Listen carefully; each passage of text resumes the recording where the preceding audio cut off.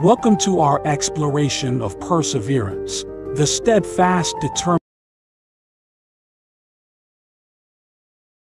ఎంత శోభస్కరంగా ఉంటాడో, ఎంత అలంకారంతో ఉంటాడో అని మీరు ఆలోచించగానే ఒక్కసారి మీరు ఆ తిరుమల కొండ మీదకెళ్ళి అక్కడ ఎదురుగుండా ఉన్నటువంటి బేడి ఆంజనేయ స్వామి వారి